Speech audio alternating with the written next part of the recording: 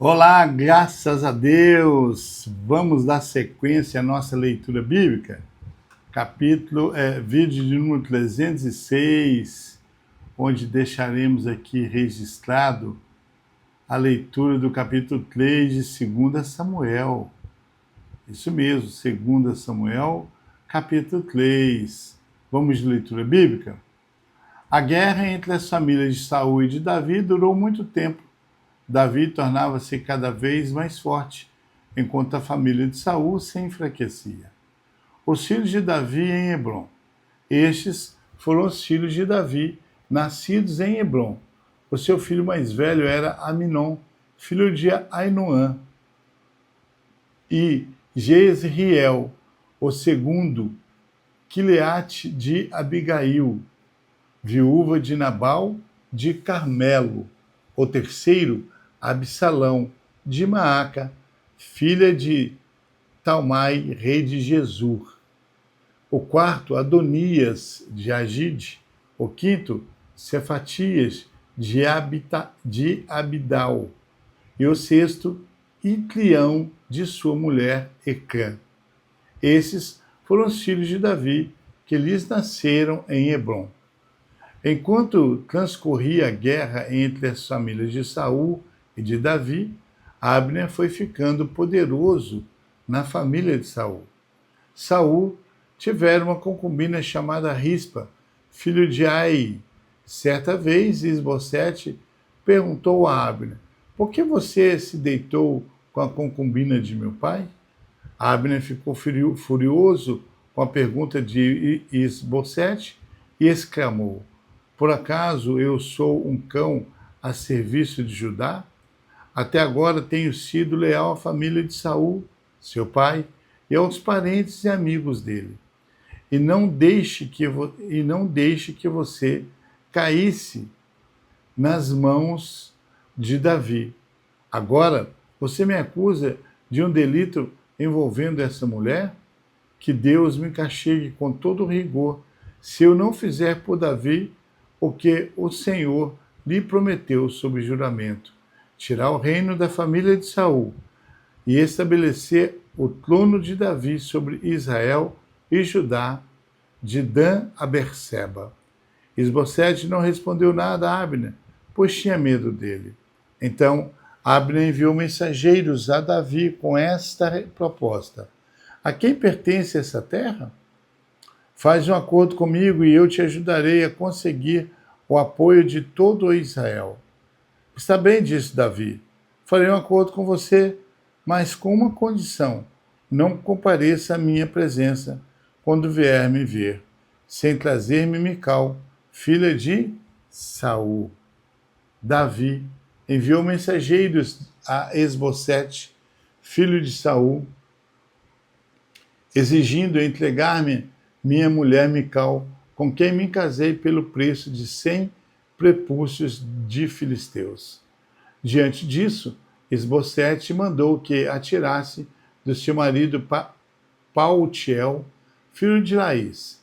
Mas Paltiel foi atrás dela e a seguiu chorando até Baurim. Então Abner ordenou que ele voltasse para casa e ele voltou. Nesse meio tempo, Abner enviou essa mensagem às autoridades de Israel: já faz algum tempo que vocês querem Davi como rei.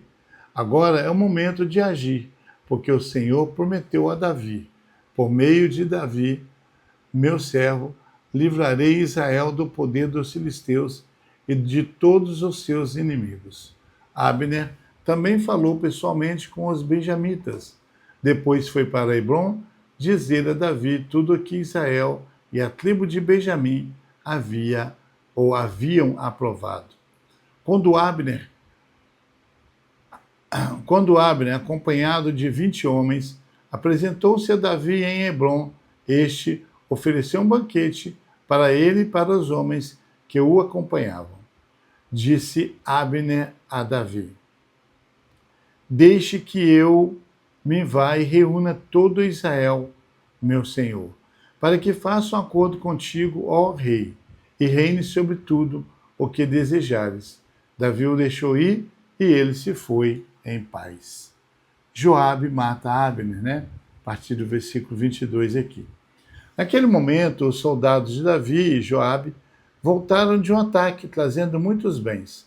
Abner, porém, já não estava com Davi em Hebrom, porque Davi o tinha deixado partir em paz.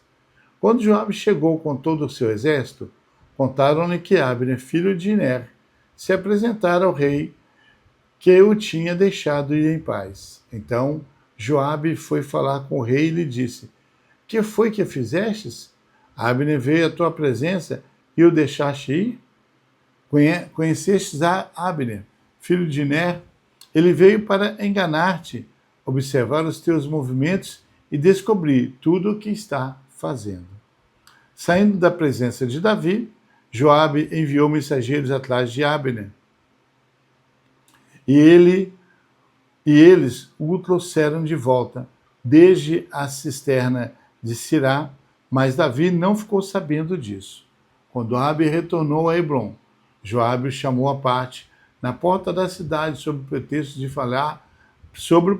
pretexto de falar-lhe em particular, e ali mesmo feriu no estômago. Abner morreu por ter derramado o sangue de Azael, irmão de Joabe. Mais tarde, quando Davi soube o que tinha acontecido, disse: eu e o meu reino pertence o Senhor. Somos para sempre inocentes do sangue de Abner, filho de Ner.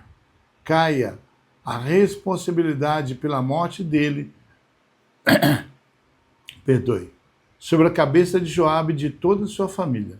Jamais falte entre os seus descendentes quem sofra fluxo ou lepra, quem use muletas, quem morra a espada ou quem passe fome. Assim, Joabe, seu irmão Abisai, mataram Abner, porque ele havia matado Azael, irmão deles, na batalha de Gibeon. Então Davi disse a Joabe e a todo o exército que o acompanhava: rasguem suas vestes, vistam roupas de luto e vão chorando à frente de Abner. E o rei Davi seguiu atrás da maca que levava o corpo. Enterraram-no em Hebrom, e o rei chorou em alta voz junto ao túmulo de Abner, como também todo o povo. Então o rei cantou este lamento por Abner. Por que morreu Abner como morreu os insensatos? Suas mãos não estão algemadas, nem seus pés acorrentados. Você caiu como quem cai perante homens perversos, e todo o povo chorou ainda mais por ele.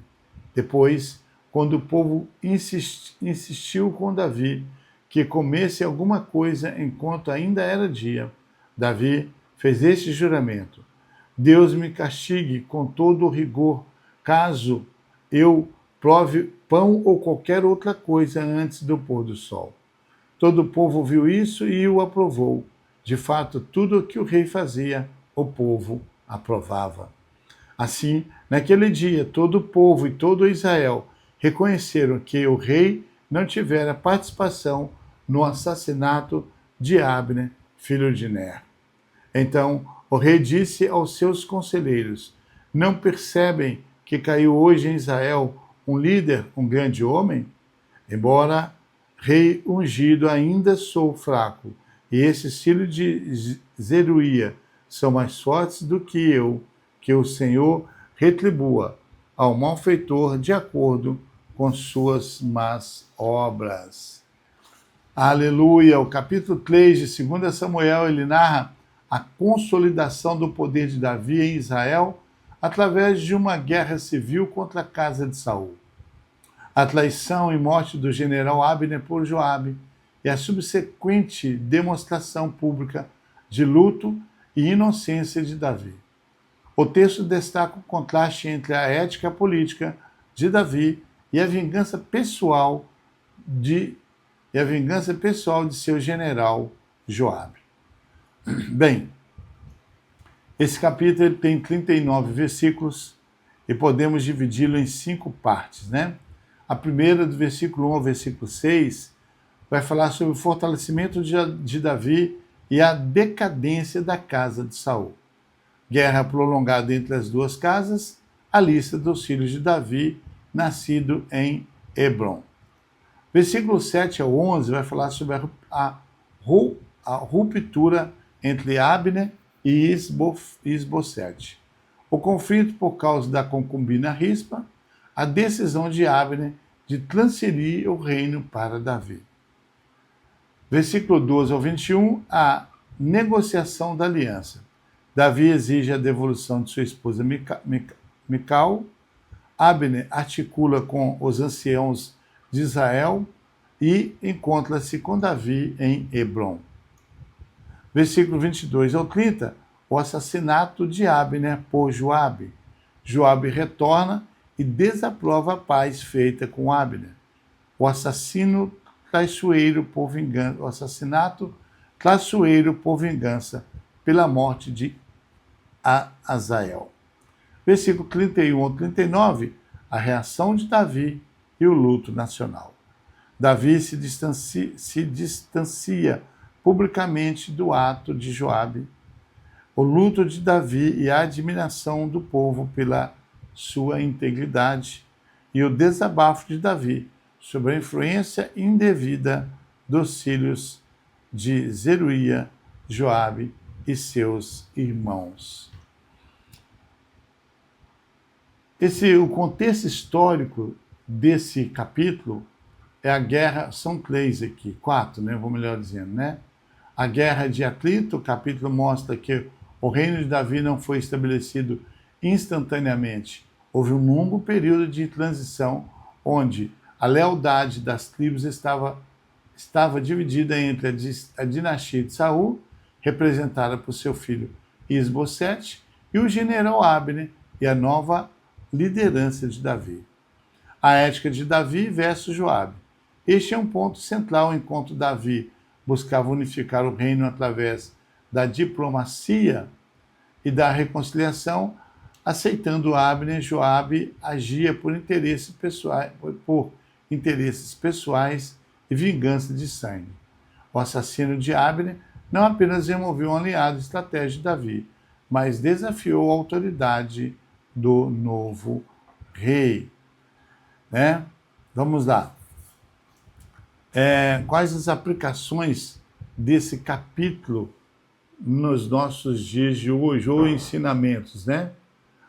Podemos extrair aqui do capítulo 3 de 2 Samuel alguns ensinamentos para nossas vidas cotidianas. Primeiro, lealdade e traição. O contexto nos convida a refletir sobre a importância da lealdade em nossas relações e o impacto negativo que a traição pode ter na comunidade e no caráter.